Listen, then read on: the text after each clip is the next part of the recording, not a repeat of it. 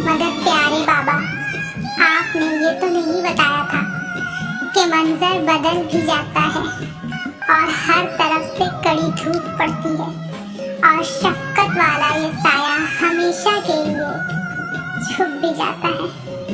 कड़ी धूप पड़ती है, आंधियां भी चलती हैं।